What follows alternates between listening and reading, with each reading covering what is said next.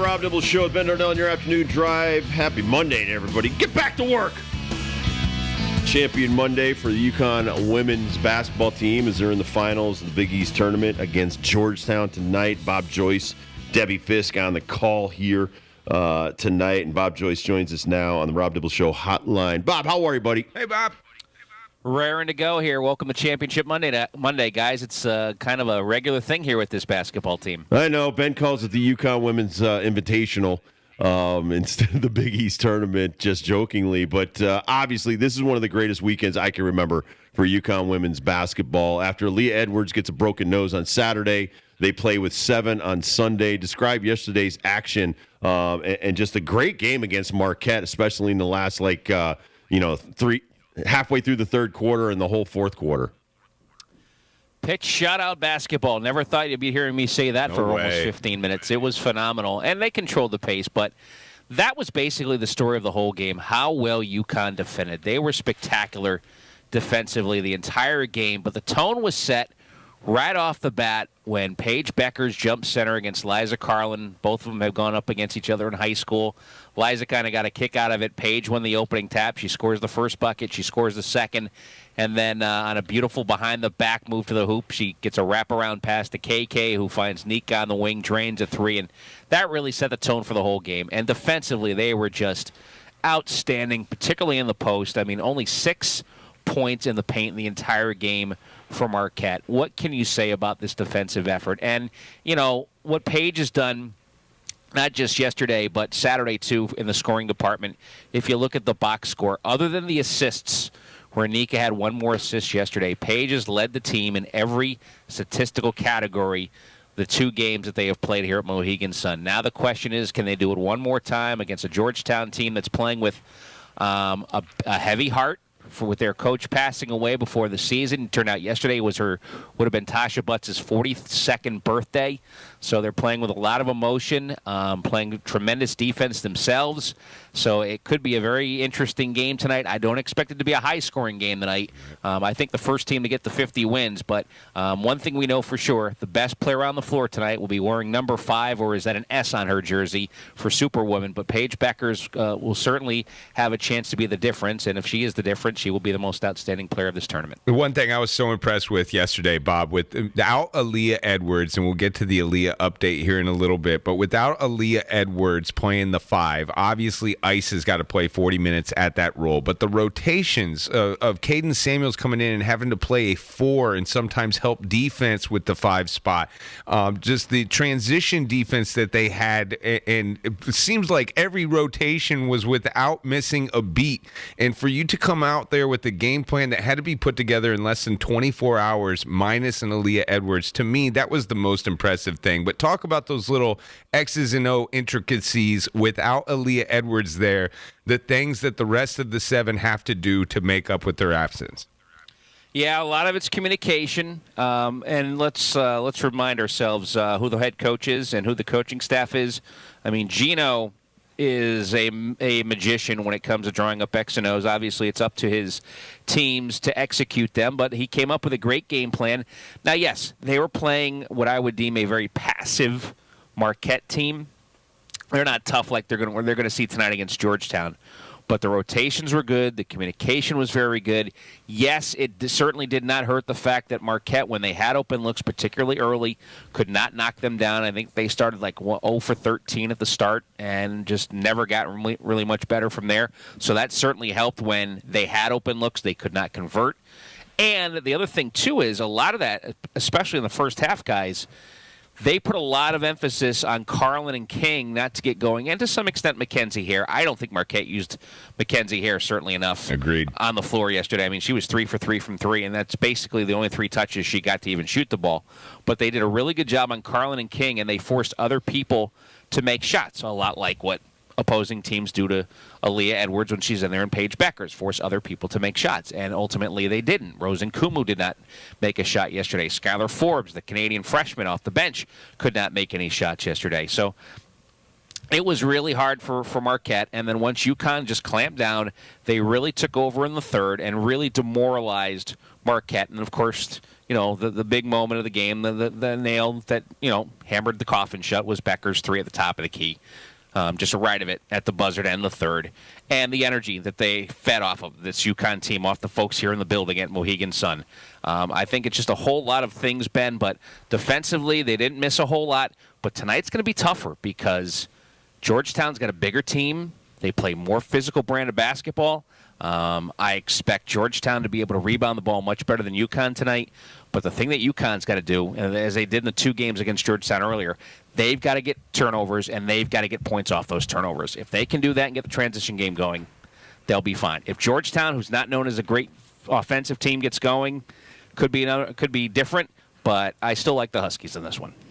Bob, talk about Ice Brady and playing 40 minutes yesterday. Obviously, she's coming off an injury last year, so we kind of look at her as like a freshman, but she's watched UConn play for a full season.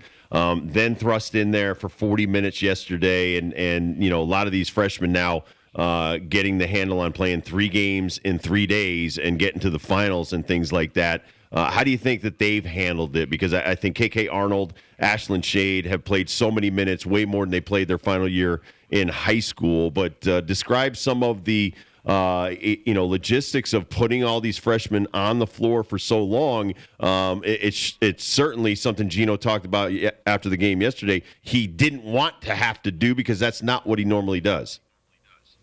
Well, he doesn't really have a choice, obviously. I mean, all these injuries. They decided back in December that 4-guard lineup that worked so well at the end of the Texas game when they came back, particularly with Ashlyn and KK out there, was the way to go, and they've stuck with it. And, look, it's not what you hoped for when the season began, but they don't really have a choice. And I thought Ice handled herself very well yesterday. Yeah. The thing that I liked about Ice yesterday, and Debbie talked about this too, she didn't try to too much on the defensive end. She just played good positional basketball on the defensive end. Now, granted, it's going to be a lot different tonight because, as I said, the physicality and the want inside that Georgetown likes to do is going to be so much different. And I could see a scenario where Ice gets herself into foul trouble tonight, possibly. We'll see how that plays out. But yesterday against a passive Marquette team, she played good positional basketball. She basically stayed in the paint, didn't go chasing Liza Carlin around. Whoever was in the post, that was her job, and I thought she handled it very well. She had a couple of assists. She set a couple of really good high screens. I mean, the screen that she set for Nika Mule in the third quarter yesterday at the end when neither team had scored in a while was just vicious. I mean, she just stood there and really set a great screen. Nothing illegal about it. I think it was K-Fez that ran into Ice. So she did a lot of things well yesterday. And, yes, okay, she made a three-pointer that you didn't expect late in the second quarter. She knocked down some shots. She was good in the post. She was decent from the free throw line. But I thought Ice handled herself very well. I think KK tried to do a little too much yesterday at times and got herself into foul trouble in the first half. And Ashlyn just continues to do Ashlyn things on offense. It'd be nice to get a few more points out of, those two, the latter two, the guards, and I think they'll need that tonight because I think Georgetown's going to pack the post and make UConn dare to beat them from the outside. But, look, I think in the big picture, I think the freshmen have handled themselves very well. How far will this take them? That's a good question. And I'll give you an update on Aaliyah. Gino's not expecting her to play tonight. There's still a lot of swelling. It's definitely broken. She's definitely going to need some work on it this week to get ready for the NCAA tournament. But Gino does not see any reason why Aaliyah won't be ready to play in the NCAA tournament. She'll have to wear the mask again. But if by some act of God Aaliyah showed up and said, hey, the swelling's down, I'm good to go, that'd be amazing. But there's still a lot of damage done to the nose. There was a cut across it like a boxer. She had that butterfly bandage on her nose yesterday. So, I would not expect to see her tonight. I wouldn't expect her to see her till the 22nd or 23rd of March. But it's a big, you might want to say, well, it's a big ask against a good, against a decent Georgetown team that's got a lot to play for tonight. But I would say the freshmen, big picture, have done more than anybody could have imagined. But that's why you come to UConn, and that's what the expectations are. And for the most part, they've lived up to it. I loved seeing Paige in the post yesterday. I mean, it was just taking what the defense giving you, and it seems like she can really take advantage of someone that is not as big as her down there. Yeah, I mean, they had the right matchups. I mean, she did it to Rosen Kumu a few times. She did it to Lee Volker a few times. Yeah. She certainly did it to Mackenzie Hare a few times. So, yeah, she's developed that part of her game, and obviously that's only going to benefit her. There is that possibility in some ways tonight. Again, I'll be interested to see how Georgetown plays defensively. I would think, they're going to chase Paige around with Kelsey Ransom, the co-defensive player of the year. We'll see how that plays out tonight. But, just the creativity in Paige's game has been so much fun to watch. And here's the great thing that doesn't get talked about enough, and I talked about it ad nauseum yesterday, because there were maybe 3 or 4 times yesterday in the game where she put herself in a situation where she was going to turn the ball over. If she lost the handle, she was tapping it out to a teammate to keep the possession alive. Or in the case of Brady's 3, she got triple teamed at about the foul line area. She spun. She found Brady in the corner. She knocked down a 3. So she has that ability to have a step and a half anticipation of what's going to happen long before anybody else does. But she's just been tremendous, and you can see all the work that she's put in to make this happen. And I think she's taken the fact that she was not named the Defensive Player of the Year in the Big East kind of personally, because, all she's done in 2 games here at the Big East tournament is have 7 blocks and 6 steals along with everything else she's done. Yeah, she's been flying all over the court, and I really like the fact that Gino said take the last shot, and she's really always taking the last shot now and making most of them. Talk about Georgetown taking out Creighton.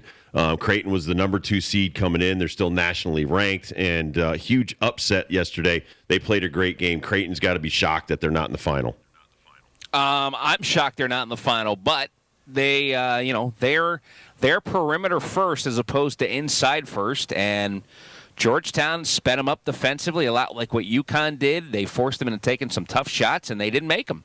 And that's a formula to defeat them. I think Morgan Molly is the only player that really had any significant production for Creighton. I know Lauren Jensen's has been so consistent this year, didn't have double figures in the game. But, they smothered them. I mean, they out-rebounded them by 15. They outscored them in the paint on second chance points, 12-8, 22-12 in the paint. Creighton shot just 26% and had a season low in points.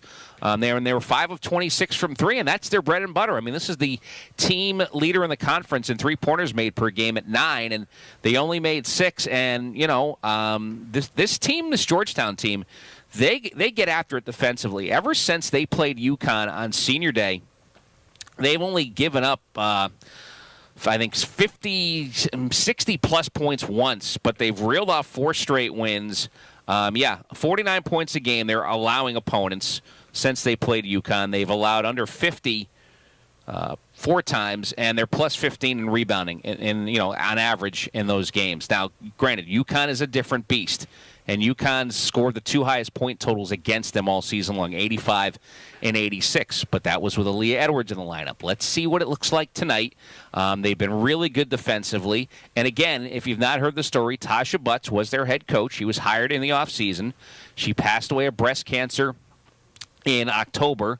Darnell Haney, who wasn't even a thought to be on the coaching staff at Georgetown, he suggested one of his assistants go for the job, and Tasha wanted him to be his associate coach because he had head coaching experience, and suddenly, with everything that happens, he's now the head coach. And this is the weekend of Butts' birthday. They have played inspired basketball since that Uconn game. So tonight, they've got a lot to overcome, and yes, they've got to overcome Uconn. They have not beaten them in forever. I mean, Uconn's won 37 straight games against Georgetown. The last time they beat them was 1993. So, yeah, I mean, Kelsey Ransom's an outstanding player, but my question is, can they score enough to beat the Huskies? That's the question. Defensively, they're just fine. And, obviously no Edwards for Uconn will make somewhat of a difference, but they've got to take care of the ball. That's the whole thing for them tonight. They'll out-rebound Uconn, I think, without Edwards. But if they don't take care of the basketball and Uconn makes them pay like they did in the first 2 meetings, I can't see Georgetown winning. I think 50 is the magic number tonight. 6:30 is the pregame, 7 o'clock the tip. The Big East Women's Basketball Championship live from Mohegan Sun with this guy with the play call. Bob Joyce, the Uconn Sports Network, alongside Debbie Fisk. Before you run away, I know you got a game on Wednesday with the Ice Bus. The men with the victory against Vermont lets them host the start of the Hockey East men's tournament against Vermont, which is kind of weird. But the women's hockey team is the one I wanted to ask you about, Bob. Uconn women's hockey wins Hockey East for the first time. They are going to the NCAAs. They'll be playing on Thursday against Minnesota Duluth. Just looking at the field, I mean, it's the best in all of hockey. The programs stand out. They'll have to face number 1 Ohio State if they win that. What are the chances, Bob? What are the chances Uconn women's hockey is going to be NCAA champions? Ben, I think Adam would be better equipped to answer that one than I would. They did play Minnesota very well back in January on the road. They did lose both of those games. Yeah. They will obviously need to be very good defensively. Their goaltending, they have two outstanding netminders. I know Tia Chan has been the netminder during the postseason. I would not expect anything to change in the games, out in Ohio, whether it be 1 or 2 games. But they've really got to be, just so good defensively. And hopefully they get a few bounces. But, look, they have a chance. They're in the tournament. That's why you play. It may be a big ask, but this is just a really, really good story. They lost their first 3 conference games of the season, and since then they've only lost once with a couple of ties in there and a couple of shootouts. But what Chris McKenzie and these kids have done for Uconn women's hockey is extraordinary. I hear it was a great atmosphere on Saturday in the Hockey East final against Northeastern. So, look, you know what? You're in the tournament. You have a chance, and it should be fun. But it'll be a great experience. This is a first time for Uconn hockey, so, play like you're playing with house money and just go out there, play hard, and play well and see where the chips fall. All right, tune in tonight. Bob and Debbie, 6:30 pregame, 7 o'clock against Georgetown for the Big East Women's Championship. Bob, thank you so much for your time, bud. Gentlemen, always a pleasure. We'll see you in the office later in the week. Sounds good. All right, when we come back, we'll do Dibbles and Bits. We'll be right back.